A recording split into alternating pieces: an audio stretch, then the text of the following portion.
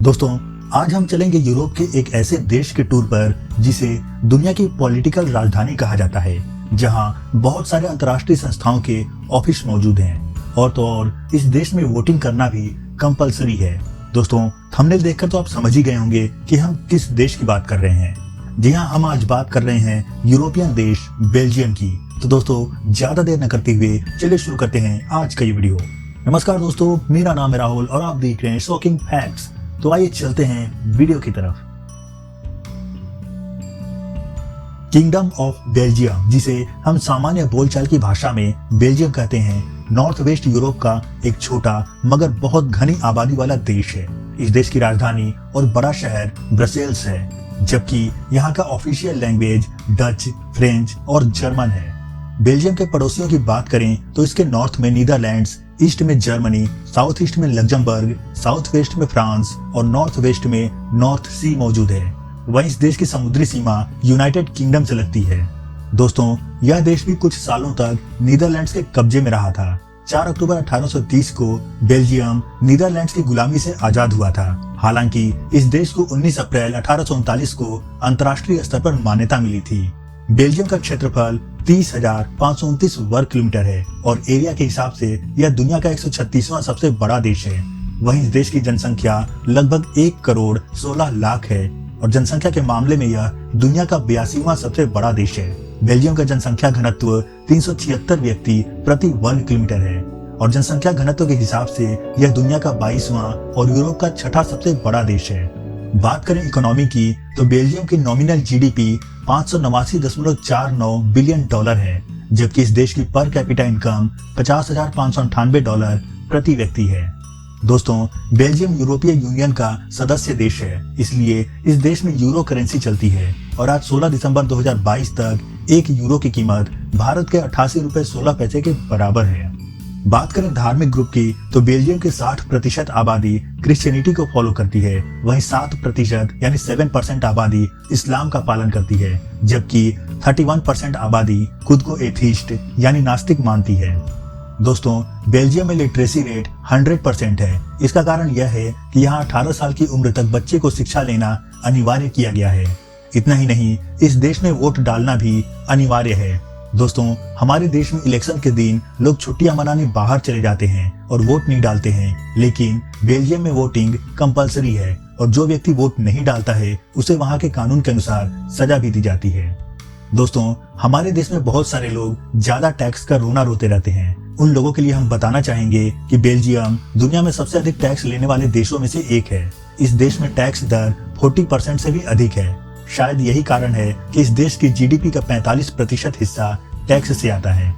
दोस्तों, बेल्जियम की राजधानी ब्रसेल्स में 3000 से अधिक राजनयिक रहते हैं। यहाँ तक कि ब्रसेल्स में 120 अंतर्राष्ट्रीय सरकारी संगठन और 1400 गैर सरकारी संगठन के ऑफिस भी मौजूद हैं। नाटो और यूरोपीय संघ का मुख्यालय भी बेल्जियम में ही है।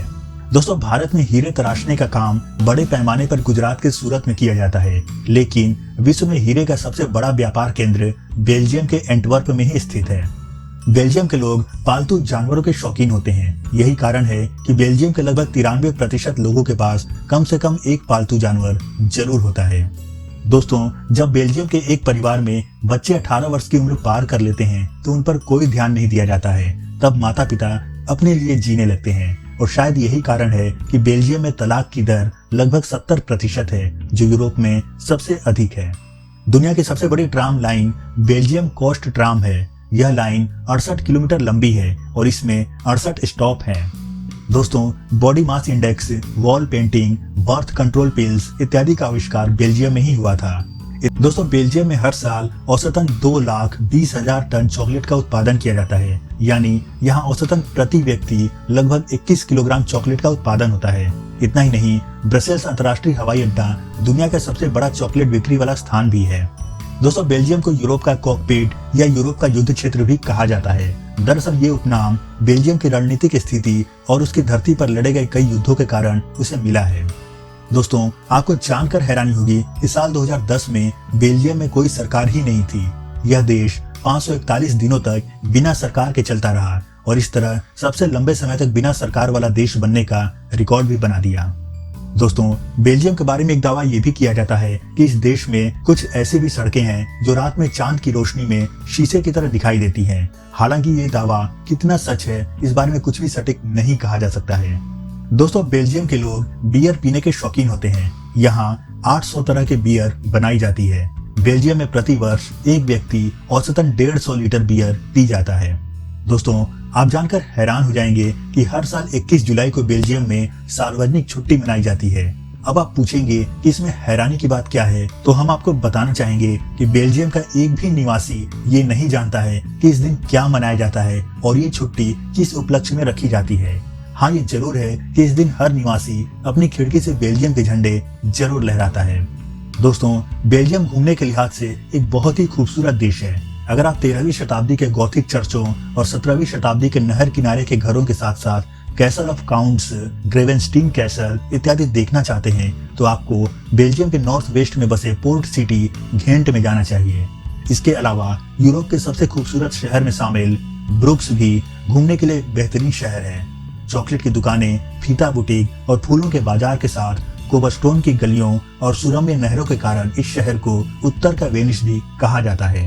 इतना ही नहीं, मिरांडा कैसल, मॉन्स का मॉन्स सिटी हॉल, मैकलेन के ऐतिहासिक इमारत और स्मारक, ब्रसेल्स के संग्रहालय, उत्कृष्ट वास्तुकला का नमूना पेश करते हुए दुकानें और रेस्तरां, बेल्जियम का रचनात्मक शहर एंटवर्प इत्यादि घूमने के लिए बहुत ही बेहतरीन जगह है। दोस्तों, अगर आप भी बेल्जियम घूमने जाना चाहते हैं तो आपके पास एक वैलिड पासपोर्ट और बेल्जियम का वीजा होना चाहिए। बेल्जियम के ब्रसेल्स के लिए आप नई दिल्ली से फ्लाइट ले सकते हैं। नई दिल्ली से ब्रसेल्स के फ्लाइट का औसत किराया 40,000 से 50,000 रुपए के बीच में है। तो दोस्तों, ये थे बेल्जियम के बारे में कुछ बहुत ही रोचक जानकारी। आपको ये जानकारी कैसे लगी, इस बारे में कमेंट करके जरूर बताइएगा। वीडियो पसंद आया तो इसे लाइक और शेयर जरूर करें। चैनल पर नए हैं तो सारी सब्सक्राइब करें और बेल आइकन जरूर प्रेस करें। फिर मिलते हैं अपने अगले वीडियो में, तब तक के लिए गुड बाय, जय हिंद।